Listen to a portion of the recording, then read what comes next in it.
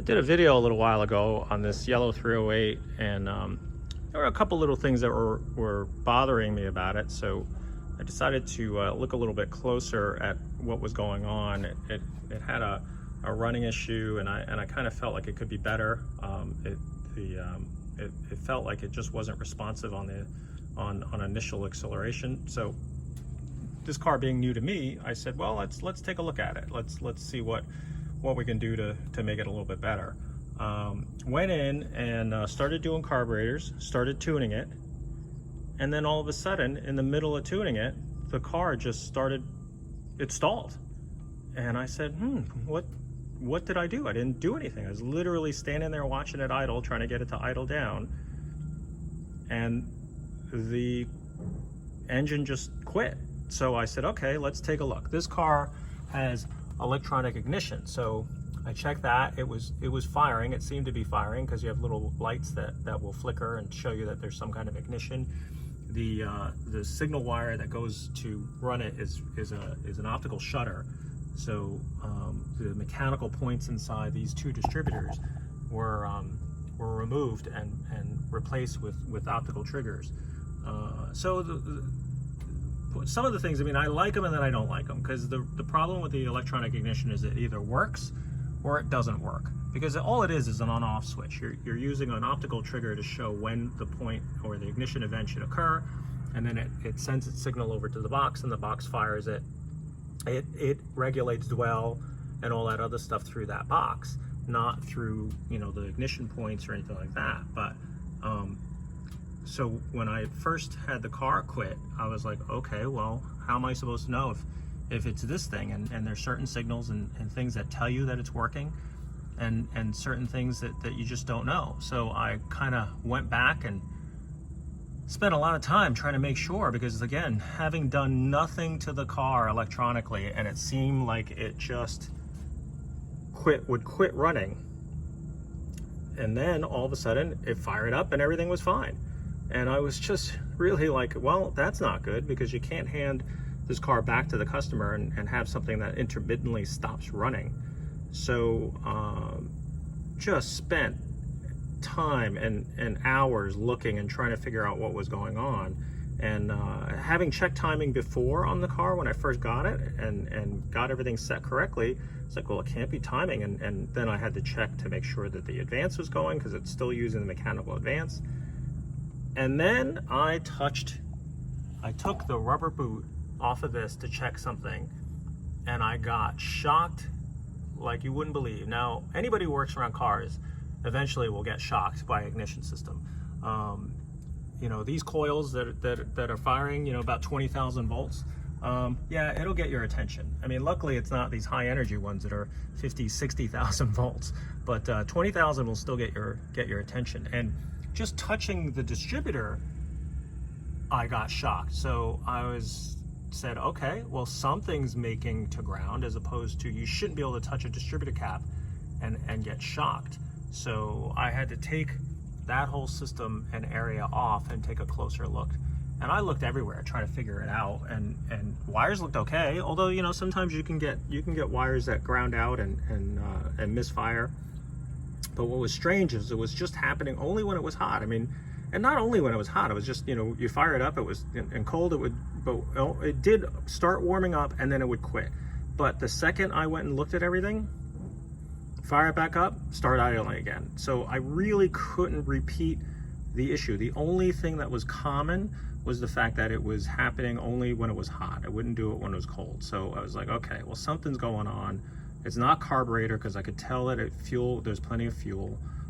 So we narrowed it down to that distributor, and something was happening, and it was probably a bad wire or something. So looked closer, ordered a set of wires, and then I found this. This is the rotor. So on the Ferrari, there's two rotors, and they run the ignition on independently to each other. Even with electronic ignition, most cars are still running on two distributors, and these V8 cars and Ferraris are with two distributors. But what I noticed was the top of it looked kind of funny. I mean, it looked not melted, or was it a manufacturing defect? and look what I found underneath. So that blade is peeking out of the bottom. So car would fire and it would run and it would fire the ignition and all the spark plugs, but when things got warm and resistant, I mean, this is the theory, is that when resistance went up, it would find its shortest path to ground. And what it did was it grounded out to the bottom of the distributor straight to the ground, probably arced right there. Didn't do it long, because you can see if it did it for a long time, you would have had carbon traces or carbon, tracks all over the place. But that's what was happening. It was happening just enough for it to do it intermittently on me. And I can't even tell you how many hours I spent trying to chase this thing down, and it turned out to be a defective cheap part that was doing it, and only doing it once in a while. So these cars, they, just like any car, you sometimes are chasing your tail, and it's tough to tell the customer, this is taking a long time, but I can't seem to get it running right. And it sounds like you don't know what you're doing. It sounds like, well, I gave it to you running, and now you're telling me it doesn't run right. And you're saying, trust me, something's wrong, and you get something like this. So order two new rotors and new wires. Replace the wires, because they were getting older, and it's like you go in there and just replace the wires. But like I said, this was 90% chance that I said, or probably 99% chance that this was the reason. But yeah, that's the wonderful world of working on broken cars, or at least cars that worked and then all of a sudden break right in your hands, and you've got to solve the problem. Okay, let me show you something that would drive me nuts on a 308. These little spacers go on the air cleaner, but some of them are magnetic and some of them are not. And I guess somebody's selling, because I know the original ones are magnetic, but somebody's selling stainless steel ones, which, not being magnetic, would start sounding like a good idea, but probably not, because when you drop one of these things, you'll never get it, and it'll fall down inside somewhere, especially a carburetor, when you're trying to pull these things out. And I'll show you where they go. So here's the air cleaner. So the air cleaner has a rubber gasket that the velocity stack goes on, and it kind of drops right in there, and that's how it's supposed to go in. It's supposed to sit in there. So to keep you from over tightening the gasket, they make these little collars that slide on that stud, and they pop up from underneath, and they slide up in there like that. But think about it, when you're pulling the air cleaner assembly out, these collars, because they're just slid in there, will either stay or stay with the rubber gasket, or stay on the stud, or come halfway off, and as you're just about to maneuver this air cleaner assembly off, one of these little collars will drop and fall off into the nether regions of the engine compartment. Count them before you take them out, count them after you take them out, count them again when you put them back in, because if you're missing one and it ends up in the throat of the carburetor, you're going to be in big trouble. So those are the things that are kind of like a pain in the butt when I work on 308s.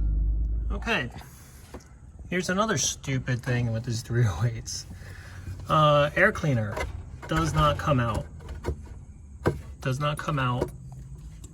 without taking out the whole air cleaner assembly, because on this car it doesn't come straight out, because the velocity stacks keep it in place. Now, so you basically have to take the air cleaner assembly, put it in with the air filter in place, put it in, and then drop these in, these velocity stacks, and then put the screws in.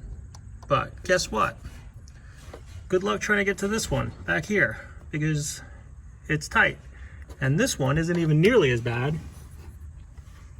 as this one, which I haven't gotten on there yet, because you got to figure out how to fish it on there and start. These originally came with washers. I get rid of the washers. It's insane to have these nuts and washers in there. I mean, this isn't as bad on these cars because what'll happen is if the washer falls off, it doesn't fall into the throat of the carburetor. But it's just another piece that is going to be an extra piece that you have to count. Obviously, you want all 16 of these nuts as well on this side. Not only do you have to worry about those little washers underneath or those spacers, you got to worry about the flat washers. These are nylocks, so they're going to keep this thing from going anywhere. But getting it all back together is so fiddly. And then on top of it, you could see how much this air cleaner, the air filter itself with the assembly gets rubbed against here. Now it could be just this car because it's a handmade car, and who knows, some of the clearances are different, but you know, another frustrating thing with these carbureted 308s.